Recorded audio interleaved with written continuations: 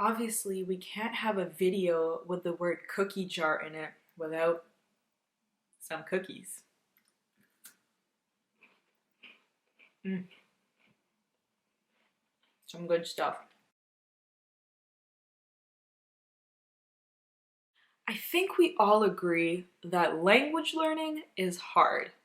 It can be very difficult to stay motivated through all the grammar, the vocabulary, the speaking, pronunciation, accent reduction. It's a lot to deal with. And most people are balancing language learning with a job or a family, a social life, other hobbies. It can be tempting to sacrifice long-term gains for short-term pleasures when it comes to language learning. When it feels like all the cards are stacked against you, use the cookie jar method to stay focused and stay motivated. No, not that type of cookie jar.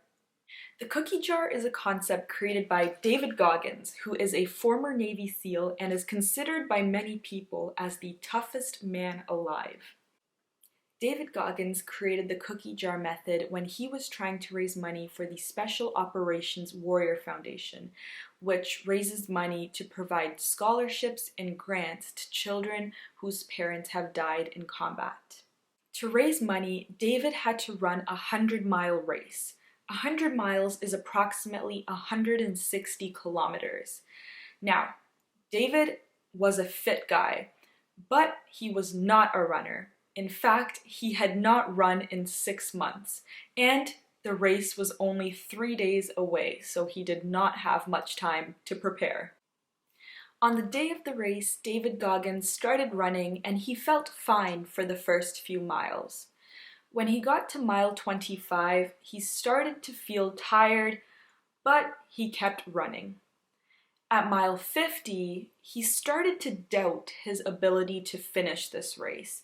He was only at the halfway point and already exhausted and in pain. But he pushed through the pain and he kept running. Even though it was a slow run, he still kept moving. And then at mile 70, things got really bad. David felt like he could not take another step. His body started to shut down from exhaustion. His feet were blistered and swollen. He had urine and diarrhea and blood running down his leg.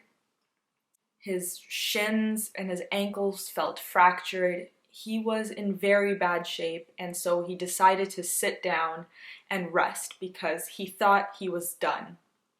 He thought he had nothing left until he started to think about all the incredible things he had achieved in his life and all the challenges he had overcome. He thought about how he survived a very difficult childhood with a single mother and an abusive father. He thought about his time in combat. He thought about how he became a Navy SEAL, which is incredibly difficult to do.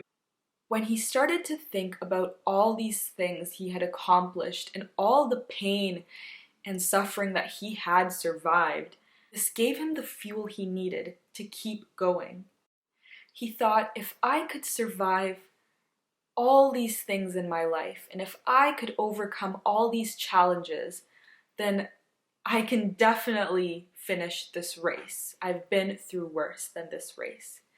And so he got up and decided to run the next 30 miles.